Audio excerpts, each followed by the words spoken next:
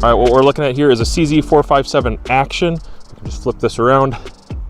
It is a CZ457 with an aftermarket bolt knob. It's just something I picked up on, I think, eBay, but it fits well and it's got a good texture. I like it for NRL 22. So the 457 Action, I have an Area 419/50 MOA rail on there, which gives me a lot of elevation in this optic. This is an Arkin SH4 Gen 2 6-24 by 50, and this particular one with the 50 MOA rail on the CZ457, let's see, I got 8, 16, 24, 25, 26, 27, yeah, 27 and a half plus about 15 in the reticle. So that'll get me right up to 600 yards, which is plenty. That's good. I actually shoot the other 22 a little bit further, but this one is good to go. Where else am I? Okay, so this is the model that I think they call it like the precision model 457. It's the 16-inch barrel, which is like the varmint profile barrel. It's pretty thick, 16.2 inches maybe, something like that. Has the chassis that CZ, I think they had it produced for them by somebody. I noticed in the newer models they switched to MDT, which is cool and stuff. I actually think I like this one better because it reaches out a little further, and if you want to attach anything, usually this bipod is switched with this Arca weight that I made. This is just a homemade Arca weight. It's like 4 pounds. Usually this rides back here like during an NRL 22 competition, and the bipod goes as far forward as I can. This is an Atlas Super Cal, which is a little overkill for what this rifle is, but it's fun, especially because I can fit this entirely in that backpack. What else do I have here? As far as rings go, these particular rings are Athlon Armor rings.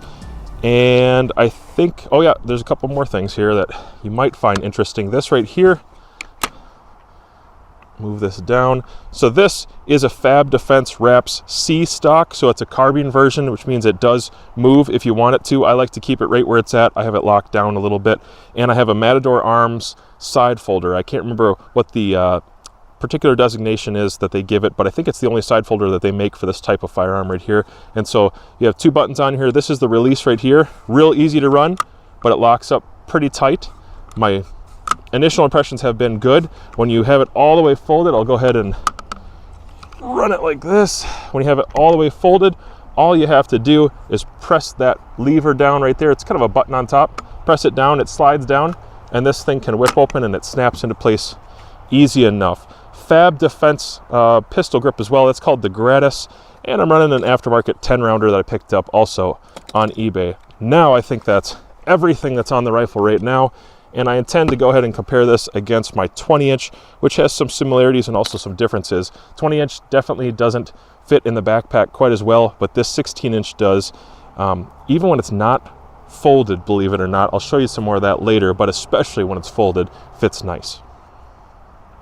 All right, what we're looking at here is my CZ457 Action. Once again, this is the 20-inch model. This one is not threaded at the end of the barrel, and I've done a few things with it, kind of changed up a few components. Both these, by the way, are running, I think, a 10-ounce or 12-ounce trigger in there. The trigger spring itself has been changed around. This one in particular, I'll start with the optic actually after that. This optic is the SH4 Gen 2. This is a 4-16 by 50, and this one has incredible range of travel. We're looking at 8, 16, 24, 25, 26, 27, 28, 29, 30, 31, 30, yeah, 31 plus the 15. That's a lot. That's crazy. So effectively, looking at right around 45 mils of functional use, and I do shoot this one beyond 625 yards just by a little bit from time to time. Not saying the accuracy is great, just can be done. And so that's a cool optic. I like that one. Thank you, Arkin, one of the video sponsors. Appreciate that. This one is also sitting in Athlon Armor rings, ironically. Arkin Scope Athlon rings. They're just some rings that I was able to get affordably, good quality. I have an Arkin bubble level. It's one of the only other bubble levels that I'll actually run. I pretty much run, let's see, Arkin on this one, and the rest I try to run MK Machining. I just think their stuff is better. This is also running a switch view from Arkin. This one's aluminum, really good quality. Obviously it fits and it matches up perfectly with this particular scope. I don't think the scopes have to have it. It's just nice in the wintertime when things are a little tougher, particularly when it's real cold. Also has an aftermarket bolt knob. The bolt knob itself, I can't remember who's making this one. I'll have to post that a little later. Fab Defense Gratis Grip, same thing there. This is that homemade Arco weight and the same bipod. It's the same chassis, but this one happens to be in gray. This, I think, was from the Custom Shop. CZ Custom Shop is probably where I bought this one. This one is running a full-length buffer tube as well as a full-length Fab Defense wraps stock, and I like this stock quite a bit. I like that it's a fixed stock. Fits me perfectly. Like this rifle and the other one are really set up perfectly for me. The other one is a little more user adjustable for people who are shorter or taller. The eye relief can be changed on a fly with that stock. This one can too. This piece right here will adjust this stock out quite a bit more. So it could work well for another taller person. It's just set up really well for me. Now going to the rail inside here, this is a Triggers by Scar 55 MOA rail. So it's actually got 5 MOA more. It's not a lot, but it's got 5 MOA more than that one. The reason I have a 55 MOA rail on this one is because they don't sell a 60 or a 65. If they do, I'm going to buy that and replace this one. I'll tell you, I like Area 419 a whole lot. I think they're a great company. Triggers by Scar is definitely high quality stuff. It made it up with the surfaces incredibly tight. I thought the tolerances were very, very well done. Seems like a high quality rail. I'm surprised they're not more popular. It actually sits lower, if you can tell. It sits lower on the rifle itself, and so I kind of prefer it that way. Since it's 22, I don't have a bunch of barrel mirage and heat most days, and so I don't mind the optic getting really, really close to the barrel like that. I don't see a bunch of transmission of heat going right up to that optic and distorting the image. What else could I talk about? Yeah, I think that's pretty much it. And so if I was to compare these two rifles a little more, I think it would have to be in like velocities, group sizes, accuracy capability.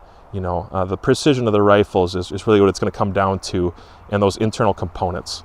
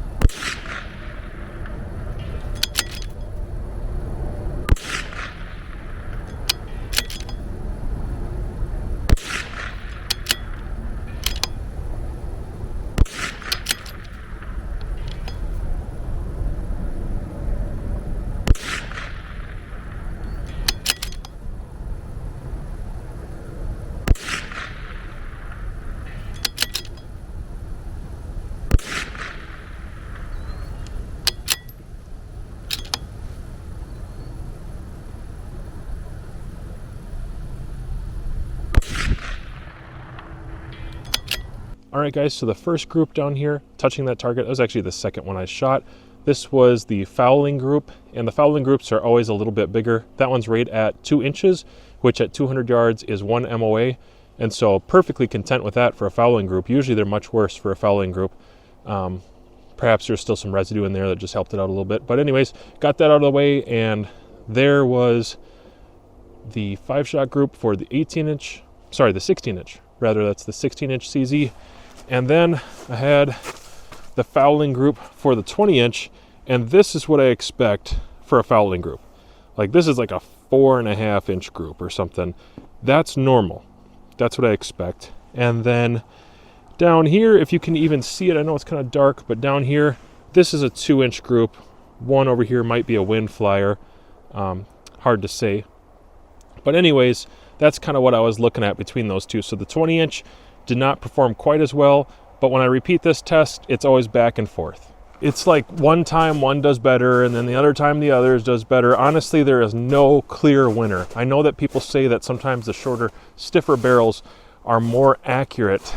I just don't know if that's actually true when it comes to these 22s that I'm comparing right now. Both of them have some pretty, stiff, rigid barrels, good thickness, and I don't see a dramatic difference between the two of them where it just stands out. Now, if I were to throw the 24-inch in here, I am curious. One thing that I know from the numbers is that the SDs are definitely different. The SDs and especially the ES. I think the longer barrels tame out the ES even when it comes to 22, like rimfire. I think you're still seeing that. When it comes to the SDs, I do generally see better numbers with that 20-inch than I do with the 16-inch. But when it comes to group size, this is what kind of drives me nuts. When it comes to group size, they all three of these rifles shoot really tight. I do need to do like some more comparisons when it's not winter and it's not really cold out. When it's really cold, you just get so many factors. You get wind and changing temperatures, like rapidly changing temperatures. In the summertime, I get a little more stability, and I think that's the time I need to do more accuracy testing. Where I'm at right now, here's my closing thoughts, okay? All right, so somebody's probably gonna ask me, which one do I prefer? And honestly, I have no idea. I really like both these rifles for different reasons. If I was gonna go backpack and hunt a little bit and carry my rifle in that actual bag, that apparition bag, well, obviously this is cool. It's a cool setup. It's a shorter, stiffer barrel. I really like that theoretically. This one gets a little better velocity, and sometimes that matters. Optics wise, it's fairly comparable. A little more internal travel on one, a little more magnification on another. This one weighs a little bit more, and I like heavy rifles, especially for NRL 22, but this one is a little more wieldy. It's lightweight. I think that's really unique. It's cool. I really like that Matador Arms side folder. I think that's a great addition to this rifle. The threaded capability, I'm gonna get a can for this. I think that might push this one over the edge just a little bit as far as function goes. I can do a lot with this. It shot really nice in the last NRL 22 competition. I might edge out a little bit more towards this guy, but this one, I don't know, it's really sleek, it's really classy. I kind of like the crown on this without the threads for its own reasoning. The balance point is another function in NRL 22. I think this might have a slight advantage for balance point. Just because I throw that weight on there, it's got a little bit more barrel hanging out, and it just sets a little nicer on stages. That being said, all I would have to do is add like another ½ pound onto an Arca weight, and this one would balance the same way. And so, I don't know, guys. How about you? If you had to pick one of these rifles, which one do you think is the one you would take home? Which one is cooler? Which one would you build? And if it's neither of them, what kind of rifle do you like running? That's what I want to know and hear from you guys. Thanks for watching my video. Go ahead and watch one of these videos if you haven't already.